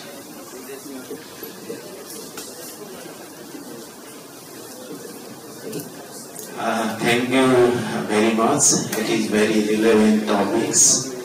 But my query is that when we collaborate internationally, first of all, we find the stakeholder mapping, that is stakeholder analysis, one thing. The other is internal stakeholder, and the other is internal stakeholder and strategy partners. That means Swartha Mindo Samuha. How we can make very friendly to each partner? That's my query. How can we make easy access between different countries' partners? That's my query. Thank you. Wow, that's a very good question. Thank you very much. Okay, who would like to wrestle with that grease pig?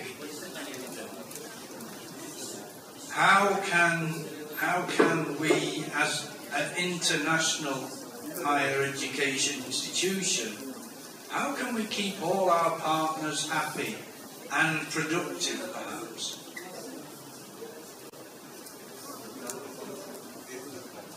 Sheila.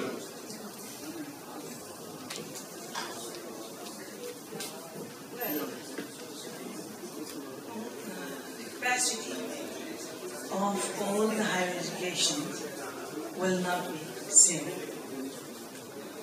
So we need to think holistically.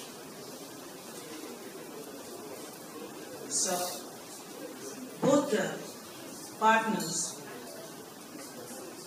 should try in women's situation. That is what I think we should think, because, for example, Nepal Open University is a very newly established university, and of course we have limited human resources, limited financial resources. In that case, we cannot say that we can contribute equally in all the respects, but we can claim that we can contribute up to our available resources as far as possible. That is how I think we should make our partnership. Because I think, in one sentence, partnership and collaboration is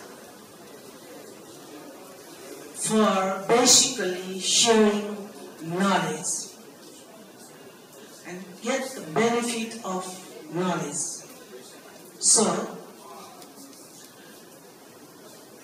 from which we can ultimately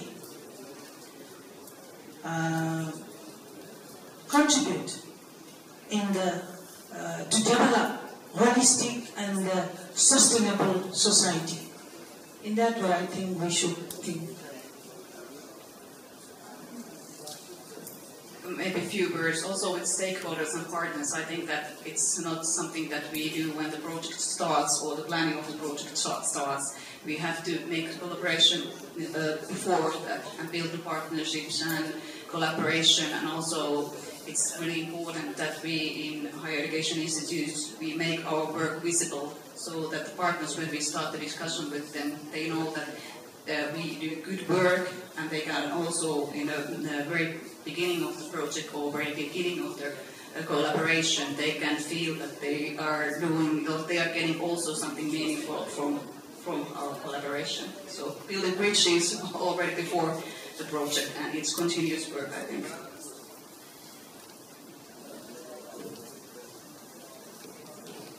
I understood that there was also the financial point in this question, and now that we are having digitalized world, it's easy and cheap way. First we need networks of people, then we can use networks of computers, and sharing with this. I think that this combination, knowledge sharing, data sharing, and with networks using digital tools, this is very good mix. And something that I really wondered every time when we work together with Tripoli University, that we share some kind of academic global reality, and we are like real colleagues, and even we come from the very different countries.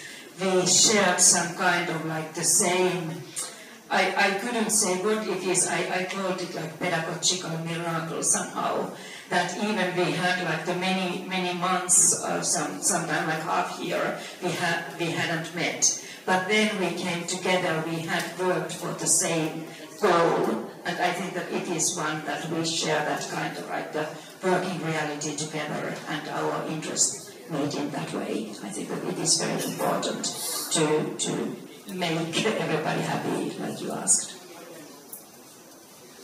Okay, thank you.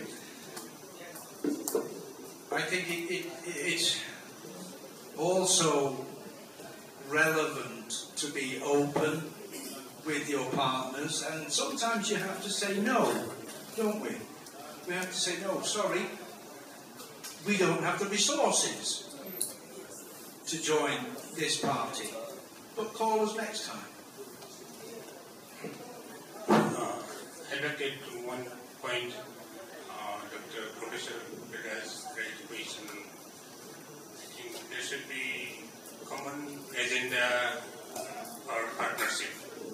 Sometimes our collaboration, international collaboration partnership, basically innovation donor agents like AKI and NORAD and other things, and EU. Sometimes donor primarily is something that may be relevant to us. These times, many collaborating universities focus on inclusive education, and we have already started inclusive education. Another university also interested to support the inclusive education. But we have other agenda, other problem, other issue that can be addressed. So there should be a series of talk, series of consultation between the partners university, and we can set the common goals, common agenda, and then we can move forward.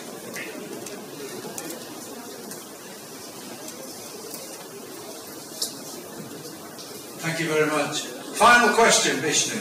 Okay, thank you. Thank you, ma'am.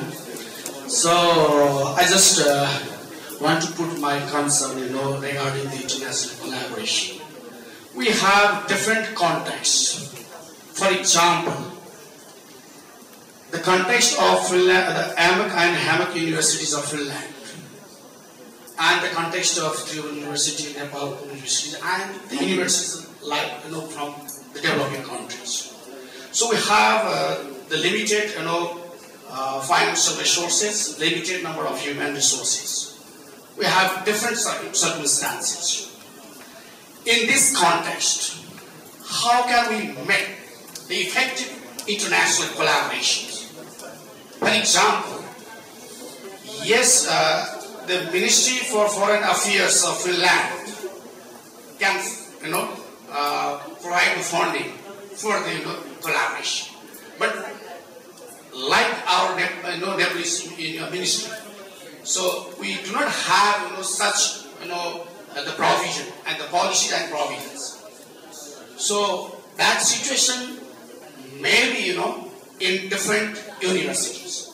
So how can we make the international collaboration effective, and how can we open that sort of avenue in the coming days to have a strong and effective international collaboration for the betterment of higher education? This is my point. Thank you. Okay, thank you, Vishnu. Becca, would you like to take that? Well, I think that concerning international cooperation, it's important to notice that there are international cooperation in so many levels. And I used to think myself as a metaphor, the stairs that you are climbing up step by step. So for example, today here, this occasion, we are now here together. This is internationalization for all of us. You are now in Nepal, you live here, but this is internationalization.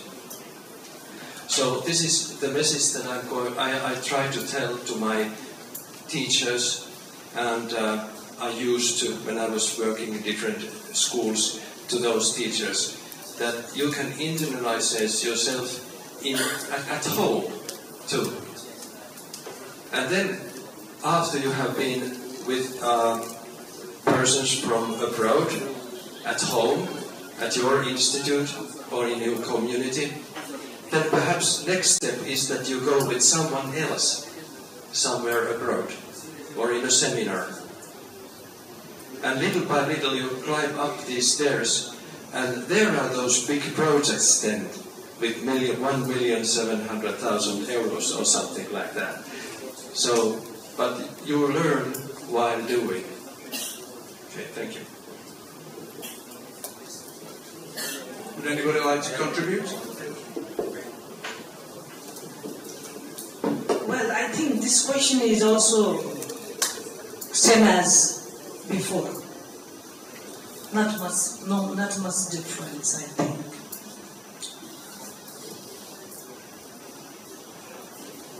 As Becca told, today we are here, and this is also the result of international collaboration. Of course, Nepal is a developing country, so Nepal cannot finance as the developed country. It's obviously clear. So we will be able only then when our country will be declared as a graduate country. And then only we can claim in that way. Otherwise, our partnership, because of our international partners, we are here. So this is the answer to your question, I think. So the main thing is this collaboration is for sharing knowledge. Knowledge should not be confined to locally, and it should not be repeated. That means there should not be wastage in inventing the knowledge also. And that's why we must have holistic approach to support each other. That is how we are doing now.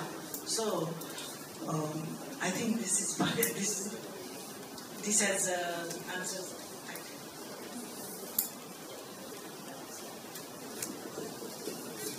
Okay, so I left in one. Let's start with my experience. I will say only one sentence. Because these two questions are connected to how we can establish collaboration with international institutions. So, based upon my experience, I say 3 P's matching. You try to find 3 P's matching to make collaboration. First P, project, program. That must have some matching between two organizations. Next P, potentials, the human resource as well as others. Because if there is collaboration, there should be two-way exchange. So second P, that is potential. And third P, I say price. Money matters everything. So if you can make these 3 P's matching together using network, collaboration is possible. This is my experience. Thank you. Thank you, Leknas. I want to say thank you very much to our current panel and the other two panels that have had their discussions earlier today. Just before we go for tea break, Mr. Raju Shrestha from the Ministry of Education would like to just say a few words as he has to depart very soon. Please, Mr. Shrestha.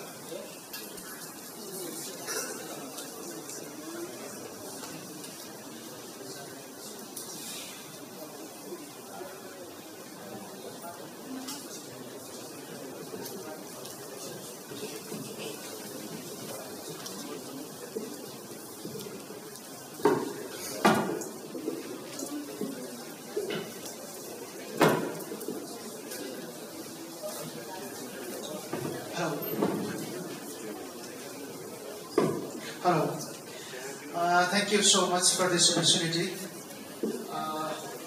I'm representing Minister of Education, Science and Technology.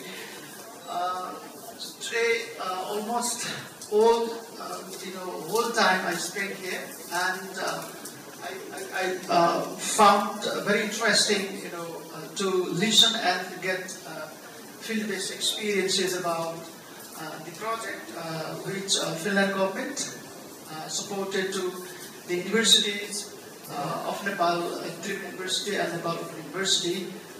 This is very good. I like this. So today we don't have much time also. Very few things I have shared. For this, we have chair of this project, chief guest from Nepal Open University, and our professors, delegates from Finland government, and all the respected personalities who have joined this program. So just 5 things I want to share here. One thing first I want to acknowledge, and I want to appreciate the contribution which is from Finland government, because Finland government is our long-term partner also, trusted partner. Since 1999 we have received grants from Finland government. We have to recognize this also. And in this forum, I would like to recognize and appreciate also, and I expect to continue in the future as well. First one. Second one, I want to talk about the relevancy of this, project. This is about developing digital pedagogy skills in higher education, and it has also the relevance in school education as well. So how can we, maintain, sustain, and continue this concept in our higher education and school education? Today, we have everywhere transnational higher education. So there is no any boundary of education. So across the boundary, we can, receive knowledge. So this is global trend as well. Because of this, we have this kind of concept in Nepal also. And next one, so we are shifting the pedagogy as well. So just before, let's say COVID-19 we had, inspired by technology and driven by pedagogy. Now we can see just upside down picture today. So pedagogy has inspired, but technology has driven. So technology is at the driver's seat today. So technology and pedagogy, this kind of relationship we have, and this is very general context as well to discuss about this digital pedagogy skills in higher education as well as school education. The next point I want to talk about, again, is sustainability. In school education, there are a lot of efforts have been done. For example, for the teacher professional development, we have digital literacy courses, short-term courses also, long-term courses also. And you are familiar about the provincial education training centers we have. They are especially working for the teachers, professional enhancement, knowledge enrichment. They are implementing this course. As well as we have digital platform at Center for Education and Human Resource Development, CHRD in short we call it. There is digital platform, Sikai Chaudhary. As well as we have a lot of, we have virtual teaching and learning platform also. every day we record the video, audio or video classes that we broadcast through the television. So a lot of efforts have been there.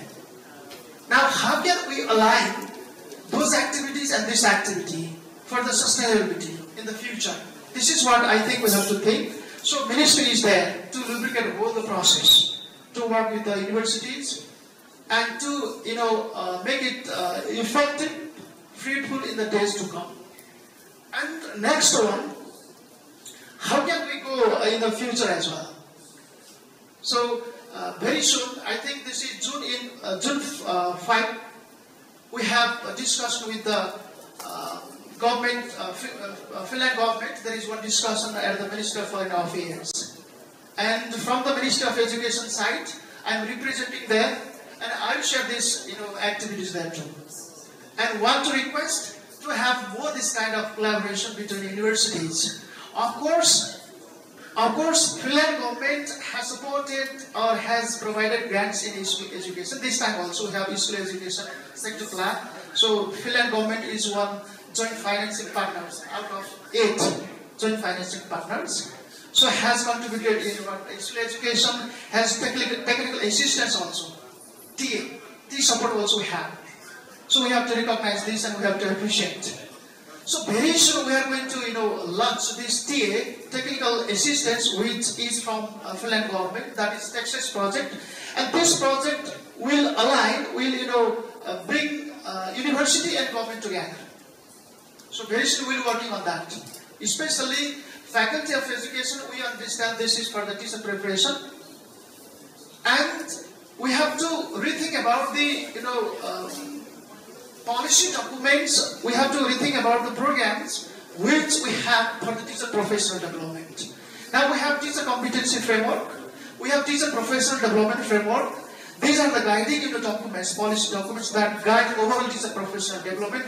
And this is the area that Texas project is going to support. And we, university, government, and Finland, government, there is one firm. I think HY plus Helsinki University will working with us. So in this regard also, we should be ready to work together, university, ministry, and what the Finland government will. They are very soon. We will start on this project also. And finally, I would also request, this is very important, that we have to inform to the University Grant Commission also. Because in University Grant Commission, there is a lot of resources. Then if they are aware of this fact also, then in the future they can allocate resources for this implementation of this. World Bank is supporting in nurturing excellence in higher education. This digitalization of higher education is component. There is money. Then why don't we utilize that resource also here? So linkage in different areas, in different programs, policies necessary. So my humble request. So for you all, and what ministry should do, of course ministry will lubricate all the processes if necessary. Okay, so saying this, finally, again I would like to acknowledge the contribution from the Finland government and all the these efforts from the universities, our professors, delegates from the Finland governments. I appreciate and want to see this kind of joint collaboration in higher education as well as in school education in the days to come. Thank you so much.